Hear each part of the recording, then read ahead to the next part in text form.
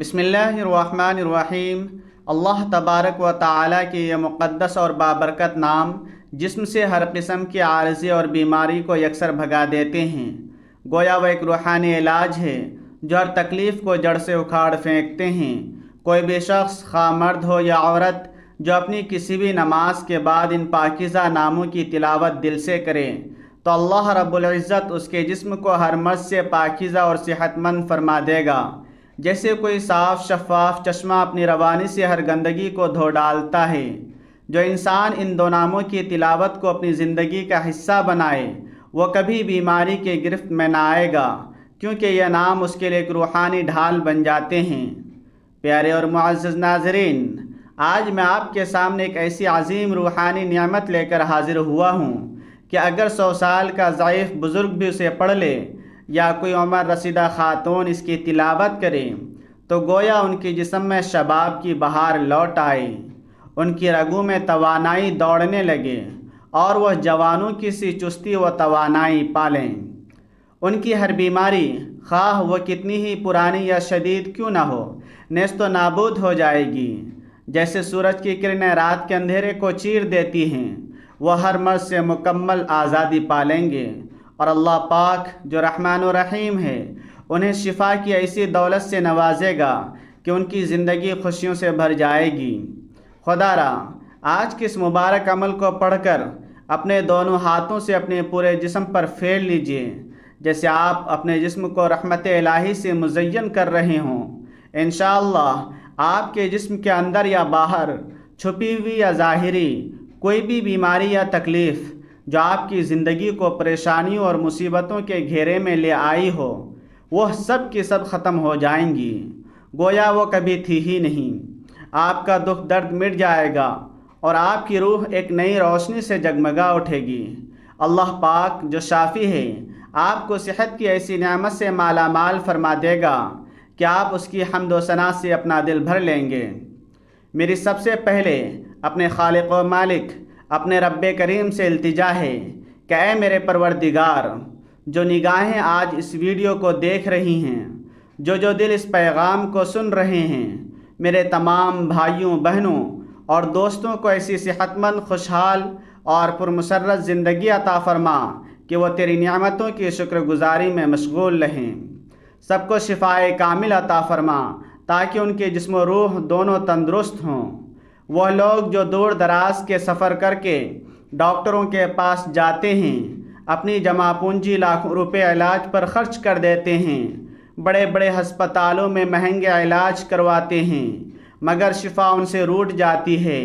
اے میرے اللہ، آج کی اس عمل کی عظیم برکت سے، اس کی روحانی طاقت سے ان سب کی بیماریوں کو دور فرما دینا اور انہیں صحت کی نعمت سے سرفراز فرما دینا۔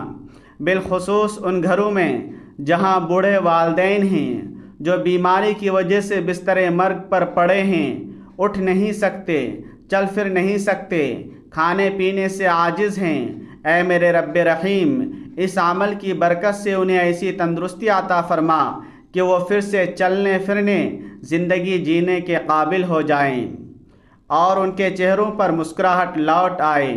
آمین ثم آمین۔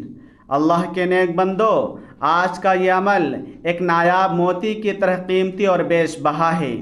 اسے آپ نے ضرور اپنی زندگی کا حصہ بنانا ہے، کیونکہ یہ آپ کے لیے ایک روحانی خزانہ ہے۔ اگر آپ بڑے بڑے ڈاکٹروں، مشہور حکیموں کے پاس جا چکے ہیں، اپنی محنت کی کمائی لاکھوں روپے لگا چکے ہیں، مگر کوئی افاقہ نہ ہوا، تو میری آپ سے عاجزانہ التجا ہے کہ آج اس عمل کو ایک بار ضرور آزما کر دیکھیں، میری بات پر عمل کر کے دیکھیں۔ یقین مانیے اس میں آپ کا ایک پیسہ بھی خرچ نہ ہوگا، نہ آپ کو اپنے گھر کی دہلیز پار کرنی پڑے گی، نہ آپ کو گاڑی کا بندوبست کرنا پڑے گا کہ اپنے مریض کو ڈاکٹر کے پاس لے جائیں۔ بس اپنے گھر کے پرسکون گوشے میں بیٹھ کر انشاءاللہ اس عمل کی برکت سے اللہ پاک آپ کو شفا عطا فرما دے گا اور آپ کی ساری پریشانیاں ایک پل میں چھو منتر ہو جائیں گی۔ اللہ کے رسول صلی اللہ علیہ وسلم کے ایک پاکیزہ فرمان کو حضرت امام جعفر صادق علیہ السلام نے ہم تک پہنچایا کہ جو شخص کسی لاعلاج مرض میں گرفتار ہو وہ اللہ تبارک و تعالیٰ کی یہ دو عظیم نام روزانہ ایک تسبیح کی صورت میں پڑھ کر پانی پر دم کر کے پی لیں، پر یقین دل سے دعا مانگے تو اگر آپ یہ عمل ایمان و اخلاص کے ساتھ کر لیں اللہ پاک آپ کو ضرور شفائے کامل عطا فرما دیں گے۔ پیارے ناظرین، آج میں آپ کو اللہ پاک کے ان دو ناموں کا ایک ایسی پر اثر اور معجزاتی طاقت والا عمل بتانے جا رہا ہوں جو شاید آپ نے پہلے کبھی اپنی زندگی میں آزمایا ہو۔ جو انسان اسے اپنا لے انشاءاللہ اللہ کے حکم اور اس کے بے پناہ فضل و کرم سے ہر بیماری سے نجات پا لے گا، جیسے کوئی قیدی زنجیروں سے آزاد ہو جاتا ہے۔ آج کل معدے کے مسائل نے لوگوں کو اپنی لپیٹ میں لے رکھا ہے، جگر کے عوارض نے زندگی اجیرن کر دی ہے، دل کے امراض سر چڑھ کر بول رہے ہیں، شوگر نے گویا ڈیرے ڈال رکھے ہیں، تھکاوٹ نے جسم کو نڈھال کر دیا ہے، ذہنی تناؤ نے سکون چھین لیا ہے۔ اس طرح کے بے شمار مسائل ہیں جن سے ہر انسان کو اپنی زندگی کے کسی نہ کسی موڑ پر دوچار ہونا پڑتا ہے۔ دیکھنے میں تو چھوٹی چھوٹی عمر کے لوگ ہیں مگر ان کی حالت ایسی ہو چکی ہے کہ وہ خود کو 50-60 سال کا بوڑھا سمجھنے لگے ہیں، یعنی کم عمری میں ہی وہ خود کو عمر رسیدہ محسوس کرنے لگے ہیں۔ یہ حالات ہیں اور یہ سب ان موذی بیماریوں کی وجہ سے ہے جو انسان کے جسم و روح کو کھوکھلا کر دیتی ہیں۔ جب انسان بیماریوں سے تنگ آ جاتا ہے تو ڈاکٹر بھی اسے روحانی علاج کا مشورہ دیتے ہیں، کیونکہ وہ جانتے ہیں کہ بعض اوقات دوائیں بے اثر ہو جاتی ہیں۔ اب تو کئی ہسپتالوں میں قرآن تھراپی کا سلسلہ شروع ہو چکا ہے۔ بارہا لوگوں کو اللہ کے کلام سے شفا پاتے دیکھا اور سنا گیا ہے۔ اب ان کا پختہ یقین ہے کہ جو کام دوائیں نہ کر سکیں وہ اللہ کا کلام بہترین انداز میں کر دیتا ہے، کیونکہ یہ اللہ کا وعدہ ہے۔ محترم اور پیارے ناظرین، آج کی اس ویڈیو میں آپ سب کے لیے اللہ پاک کے دو ناموں کا ایک پر اثر اور معجزاتی وظیفہ لے کر آیا ہوں۔ انشاءاللہ اس کی تلاوت سے اللہ پاک کے فضل و کرم سے آپ کی ہر قسم کی بیماری غائب ہو جائے گی، جیسے صبح کی روشنی رات کے اندھیرے کو مٹاتی ہے۔ اندرونی ہو یا بیرونی، چھوٹی ہو یا بڑی، جو بھی بیماری آپ کو جکڑے ہوئے ہو اللہ پاک آپ کو ہر عارضے سے شفا عطا فرما دیں گے اور آپ کی زندگی پھر سے خوشیوں سے جگمگا اٹھے گی۔ ناظرین، جیسا کہ آپ سب جانتے ہیں کہ آج کے دور میں بیمار پڑ جانا کوئی انہونی بات نہیں۔ کچھ لوگ ایسے بھی ہیں جنہیں کوئی بیماری نہ لگی ہو، وہ صحت مند اور توانا ہوتے ہیں، ان کے چہرے پر تازگی اور زندگی کی چمک ہوتی ہے، مگر اچانک بیماری انہیں اپنی لپیٹ میں لے لیتی ہے اور پھر اچانک وہ اللہ کو پیارے ہو جاتے ہیں۔ کچھ لوگ ایسے بھی ہیں جنہیں مہینوں بلکہ سالوں تک بیماری جکڑے رکھتی ہے اور وہ درد و تکلیف کی دلدل میں پھنسے رہتے ہیں۔ یعنی آج کے زمانے میں ہمیں کئی لوگ ایسے ملتے ہیں جو رنگ برنگ کی بیماریوں میں گرفتار ہیں اور ان کی زندگی گویا ایک امتحان بن جاتی ہے۔ میں دل سے دعا گو ہوں کہ اللہ پاک ہم سب کو تندرستی، صحت مندی اور خوشحالی کی زندگی عطا فرمائے، ہماری بیماریوں کو دور فرما کر ہمیں شفا بخشیں، اور جو لوگ ہسپتالوں میں بیماریوں سے نبرد آزما ہیں اللہ پاک ان کے امراض دور فرما کر انہیں ہر قسم کے محتاجی سے محفوظ رکھے۔ ناظرین، اگر آپ اللہ کی ذات پر مکمل یقین اور پختہ اعتماد کے ساتھ اس وظیفے پر عمل کر لیں تو انشاءاللہ آپ کے جسم سے ہر قسم کا مرض ختم ہو جائے گا، ہر بیماری مٹ جائے گی، جیسے ریت کا گھر ہو ہوا کے جھونکے سے بکھر جاتا ہے۔ ناظرین، یہ بات ہمیشہ ذہن میں رکھیں کہ اگر آپ کے گھر میں کوئی مریض ہے تو اسے ڈاکٹر کے پاس لے جانے سے پہلے آج کا یہ عمل ایک بار ضرور آزمائیں، اس کے بعد آپ جہاں چاہیں اپنے مریض کو لے جائیں، مگر یہ عمل آپ کی امیدوں کو ایک نئی روشنی دے گا۔ اللہ کے فضل و کرم سے ہر بیمار شخص صحت یاب ہو جاتا ہے، تندرست ہو جاتا ہے اور بیماریوں سے پاک ہو کر ایک نئی زندگی پا لیتا ہے۔ ناظرین، تقریباً ہر انسان کو اپنی زندگی میں چھوٹے بڑے امراض کا سامنا کرنا پڑتا ہے۔ کئی لوگ زندگی کے مختلف مراحل میں خطرناک بیماریوں سے بھی دوچار ہوتے ہیں۔ ان میں سے کچھ تو اللہ کے حکم سے شفا پا لیتے ہیں، جبکہ کچھ ان امراض کی وجہ سے موت کی وادی میں چلے جاتے ہیں۔ بیماری چاہے کوئی بھی ہو، ہر انسان کے لیے ایک امتحان ہے، جس سے نہ صرف وہ خود پریشان ہوتا ہے بلکہ اس کے گھر والے اور رشتہ دار بھی اس کی تکلیف میں شریک ہوتے ہیں۔ کسی نے کیا خوب کہا کہ جان ہو تو جہان ہو، کیونکہ صحت کے بغیر زندگی بے رنگ ہو جاتی ہے۔ اس دور میں جو بیماریاں زور پکڑ رہی ہیں، ان کا علاج اس روحانی عمل سے ہم آپ کو بتائیں گے، جو آپ کی زندگی کو ایک نئی امید اور روشنی سے بھر دے گا۔ حضرت عبداللہ ابن مسعود رضی اللہ تعالیٰ عنہ سے روایت ہے کہ میں حضور نبی کریم صلی اللہ علیہ وسلم کی بارگاہ اقدس میں حاضر ہوا۔ آپ کو شدید بخار نے جکڑ رکھا تھا۔ میں نے عاجزی سے عرض کیا، یا رسول اللہ صلی اللہ علیہ وسلم، آپ کو تو بہت تیز بخار ہے، جو گویا آپ کی طبیعت کو بے حال کر رکھا ہے۔ آپ صلی اللہ علیہ وسلم نے فرمایا، ہاں، مجھے اتنا بخار ہوتا ہے جتنا تم میں سے دو آدمیوں کو ہوتا ہے، کیونکہ میری آزمائش بھی دوگنی ہے۔ میں نے عرض کیا، یہ اس لیے کہ آپ صلی اللہ علیہ وسلم کا ثواب بھی دوگنا ہے۔ آپ نے فرمایا، ہاں، یہی بات ہے۔ جب کسی مسلمان کو کوئی تکلیف پہنچتی ہے، چاہے وہ کانٹا چبھنا ہو یا اس سے بڑی کوئی اور مصیبت، تو جیسے درخت سے پتے جھڑتا ہے، ویسے ہی اللہ پاک اس تکلیف کو اس کے گناہوں کا کفارہ بنا دیتا ہے اور اسے پاک صاف کر دیتا ہے۔ ابو عاشش انصاری فرماتے ہیں کہ میں مسجد کی طرف گیا اور اول وقت میں پہنچا، جہاں عبادت کی فضا دل کو سکون دے رہی تھی۔ مجھے حضرت شداد بن اوس رضی اللہ تعالیٰ عنہ ملے، جن کے ہمراہ کئی صحابی بھی تھے، گویا ایک نورانی جماعت تھی۔ میں نے ادب سے پوچھا کہ اللہ آپ پر رحم فرمائے، کہاں کا ارادہ ہے؟ انہوں نے فرمایا کہ ہم اپنے ایک بھائی کی عیادت کو جا رہے ہیں، جو بیماری کی وجہ سے تکلیف میں ہے۔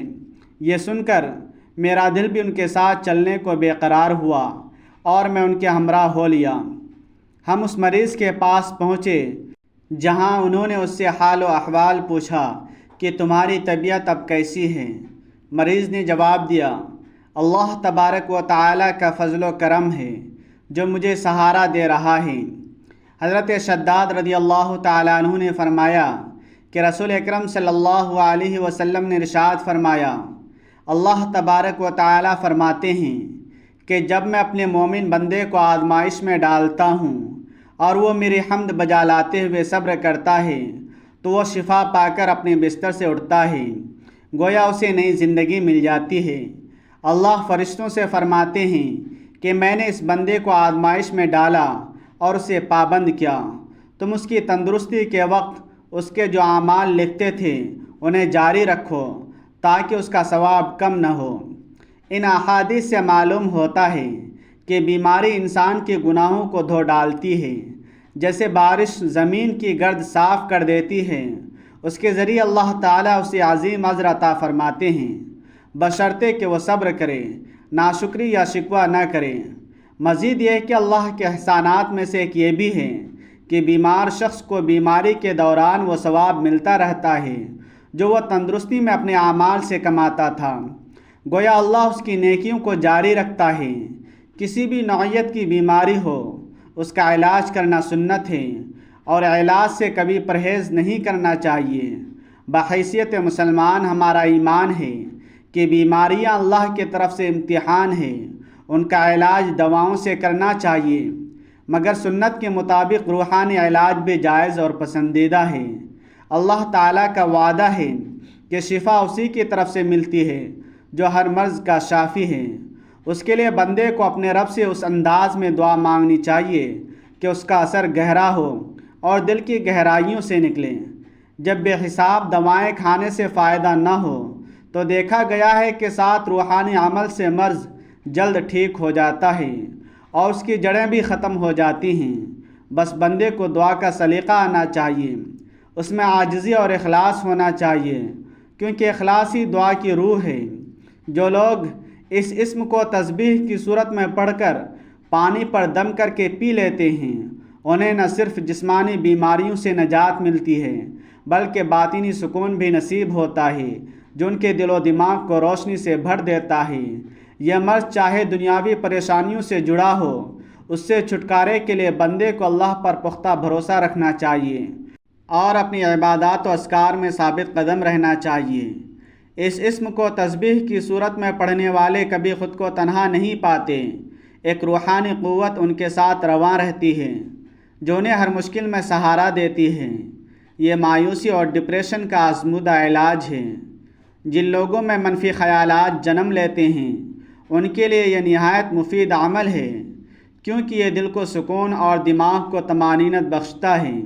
ارشاد ربانی ہے کہ جو شخص ایک جان بچا لے اس نے گویا ساری انسانیت کو بچا لیا۔ قرآن مجید کی خوبی یہ بھی ہے کہ لوگوں تمہارے رب کی طرف سے ایک ایسی چیز آئی ہے جو نصیحت ہے، دلوں کے امراض کی شفا ہے، ہدایت دینے والی ہے اور ایمان والوں کے لیے رحمت ہے۔ حضرت ابراہیم علیہ السلام نے بیماری سے شفا کو رب العزت کی عظیم نعمت قرار دیا۔ اس حوالے سے ارشاد ہے کہ جب میں بیمار ہوتا ہوں تو وہی مجھے شفا دیتا ہے۔ حضرت عیسیٰ علیہ السلام کے معجزات میں سے ایک بیماریوں سے شفا دینا بھی تھا۔ رسول اکرم صلی اللہ علیہ وسلم نے امراض اور تکالیف کے حوالے سے علاج اور اسباب اختیار کرنے کی تلقین فرمائی تاکہ مسلمان جسمانی، قلبی اور روحانی طور پر صحت مند رہیں۔ حضرت جابر رضی اللہ تعالیٰ عنہ روایت کرتے ہیں کہ ہر مرض کی دوا موجود ہے، جب مرض کا علاج مل جائے تو اللہ کی اجازت سے وہ ٹھیک ہو جاتا ہے۔ اس حدیث میں دو باتوں کی طرف اشارہ ہے کہ امراض کی دوا موجود ہے، اسے استعمال کرو، مگر یقین رکھو کہ شفا اللہ کے ہاتھ میں ہے۔ اللہ تعالیٰ نے بڑھاپے کے سوا ہر بیماری کی دوا بنائی ہے۔ حضرت ابو ہریرہ رضی اللہ تعالیٰ عنہ سے مروی ہے کہ آپ صلی اللہ علیہ وسلم نے فرمایا، اللہ تعالیٰ قیامت کے دن فرمائے گا، اے ابن آدم، میں بیمار تھا، تو نے میری عادت کیوں نہ کی؟ بندہ عرض کرے گا، اے اللہ، میں تیری عادت کیسے کرتا، حالانکہ تو رب العالمین ہے، بیماری سے پاک ہے۔ اللہ تعالیٰ فرمائے گا، میرا فلاں بندہ بیمار تھا، تو نے اس کی تیمارداری نہ کی، کیا تجھے نہ پتا تھا کہ اگر تو اس کی عادت کرتا تو مجھے اس کے پاس پاتا؟ حضرت ابو ہریرہ اور حضرت عبداللہ ابن عمر رضی اللہ تعالیٰ عنہما سے مروی ہے کہ آپ صلی اللہ علیہ وسلم نے فرمایا، جب کوئی عیادت کو جاتا ہے تو اللہ تعالیٰ 4 فرشتوں کو مقرر فرماتا ہے جو اس کے لیے مغفرت کی دعا کرتے ہیں۔ عیادت کے لیے جانے والا جب قدم اٹھاتا ہے تو اس کے لیے نیکی لکھی جاتی ہے، اور جب قدم رکھتا ہے تو اس کا گناہ مٹا دیا جاتا ہے اور اس کا درجہ بلند کیا جاتا ہے، یہاں تک کہ وہ مریض کے پاس بیٹھ جاتا ہے تو اللہ کی رحمت اسے گھیر لیتی ہے اور وہ اس وقت تک رحمت میں ڈھکا رہتا ہے جب تک تیمارداری کر کے واپس نہ آئے۔ حضرت انس رضی اللہ تعالیٰ عنہ سے مروی ہے کہ آپ صلی اللہ علیہ وسلم نے فرمایا، جو اچھا وضو کر کے اور ثواب کی نیت سے کسی مسلمان بھائی کی عادت کو جائے، اسے جہنم سے 70 سال کی دوری تک دور کر دیا جاتا ہے۔ حضرت ابن عباس رضی اللہ تعالیٰ عنہ سے مروی ہے کہ آپ صلی اللہ علیہ وسلم نے فرمایا، عیادت کرنے والا مریض کے پاس بیٹھ کر 7 بار یہ دعا پڑھے، اسأل اللہ العظیم رب العرش العظیم ان یشفیک، تو اللہ اسے اس مرض سے شفا دیتا ہے۔ اس کے علاوہ جو دعائیں احادیث میں آئی ہیں وہ بھی پڑھی جا سکتی ہیں، اس لیے ڈاکٹر بشرط ایمان اس وقت تک ان اجر و ثواب کا مستحق ہے جب تک وہ نیک نیتی اور خدمت خلق کے جذبے سے کام کرتا ہے۔ مریض کو تسلی دینا ہی عیادت ہے، جو ایک عظیم عبادت ہے۔ اس کے بعد اس کا علاج کرنا مزید ثواب کا باعث ہے۔ اگر خدا نہ خواستہ ڈاکٹر صرف پیسے کمانے کے لیے کام کر رہا ہو تو دھندا تو ہو سکتا ہے مگر خدمت خلق نہیں کہلا سکتا، کیونکہ یہ انسانیت کی عظیم خدمت ہے اور اسلام انسانیت سے مکمل ہمدردی کا نام ہے۔ اس لیے شریعت نے اس سلسلے میں مکمل رہنمائی کی ہے اور ڈاکٹر کی ذمہ داریوں اور معاشرتی حیثیت کو اہمیت دی ہے۔ اللہ تعالیٰ نے اس کائنات میں زہر کے ساتھ تریاق اور بیماریوں کے ساتھ علاج پیدا کیا ہے، گویا ہر مشکل کے ساتھ آسانی رکھی ہے۔ رسول اللہ صلی اللہ علیہ وسلم نے فرمایا کہ اللہ نے بڑھاپے کی سوا ہر بیماری کی دوا بنائی ہے۔ اب انسان کا کام ہے کہ وہ اللہ کی دی ہوئی عقل اور تجربے سے دواؤں کو تلاش کرے۔ یہ کام میڈیکل سائنس اور ڈاکٹرز کرتے ہیں۔ اس لیے کوئی شک نہیں کہ انسانی خدمت کے لحاظ سے ان کی خدمات نہایت اہم ہیں۔ بھوکے کو کھانا دینا، نادار کو لباس پہنانا، معذور کی مدد کرنا اور ضرورت مند کی حاجت پوری کرنا، یہ سب مخلوق کی خدمت ہے۔ مگر انسان سب سے زیادہ خدمت کا محتاج تب ہوتا ہے جب وہ بیمار ہو۔